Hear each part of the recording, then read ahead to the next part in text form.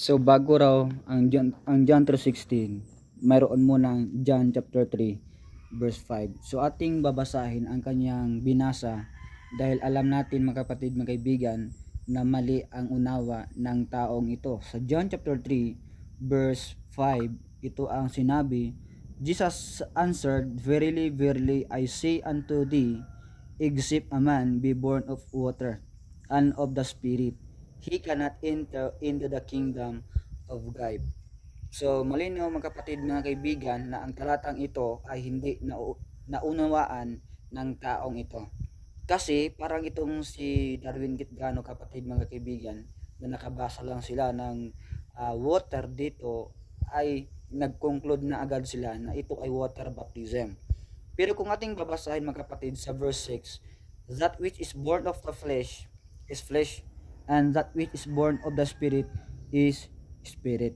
So mga kapatid, mga kaibigan, ating itama itong taong ito dahil mali po ang kanyang unawa patungkol sa John chapter 3 verse 5. Unang-una, ang Bible ay hindi po nagkontrahan.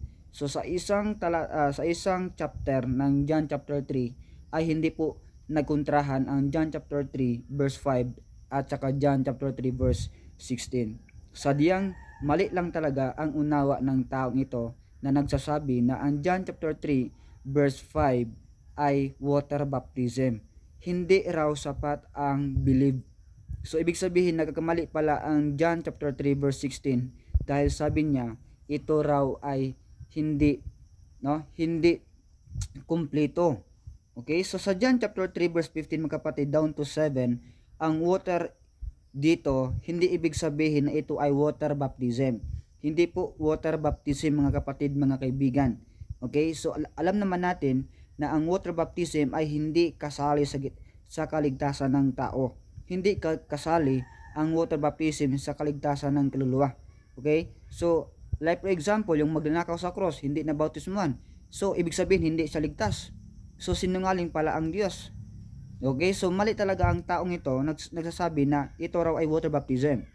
Again, ang John chapter 3 verse 5 ay hindi water baptism. Ito po ay dalawa pong klase sa verse 6, no? Sa verse 7 mga kapatid, marvel not that I said unto thee, he must be born again.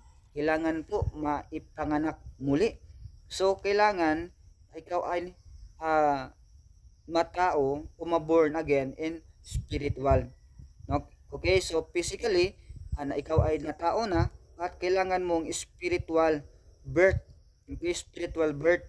So or second birth. Sa 1 Peter chapter 1 verse 23 mga kapatid ating mabasahin.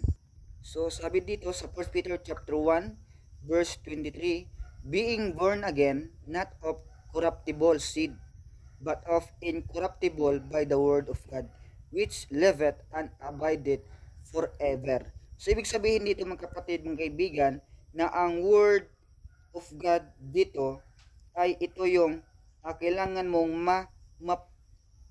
born again ka ulit, no, by the word of God. So kailangan mo matanggap si Jesus Christ through believing.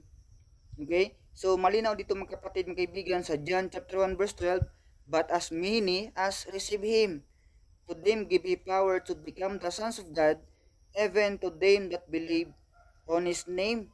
So malinaw na ang nakalagay diyan sa John 1:12, but as many as receive him, to them give he power to become the sons of God, even to them that believe on his name. So wala pong nakalagay dyan na water baptism. Okay, so ang water dyan ay hindi water baptism. No? So kailangan mo maipanganak muli through spiritual birth o second birth. Kaya nga sa Ephesians chapter 5 verse 26, kung ating basahin, that he might sanctify and cleanse it with the washing of water by the word. Ayan, so ang water pala dito ay by the word of God. No? By the word of God, hindi water baptism. Okay? By the word of God, spiritual. At saka sa John chapter 17:17, no? Kung ating babasahin mga kapatid, mga kaibigan, kaya mali talaga ang unawa ng preacher na to. John 17:17, sabi niya dito, sanctify them through thy truth. Thy word is truth. No? Malinaw sa John chapter 15 verse 3. Now ye are clean through the word which I have spoken unto you. Ayan, malinaw mga kapatid, mga kaibigan, na ang water dito ay ibig sabihin word of God. So, ibig sabihin, once na matanggap mo si Jesus Christ bilang tagapagligtas sa iyong kaluluwa, kaya nga sabi sa John 3:16, for God so loved the world that He gave His only begotten Son, that whosoever believeth in Him should not perish but have everlasting life. Ayan, malinaw, no? Very specific ang sinabi sa John 3:16, for God so loved the world that He gave His only begotten Son, that whosoever believeth in Him should not perish but have everlasting life. Kaya mali talaga ang taong ito patungkol, no, sa binasa niya sa John chapter 3 verse 5.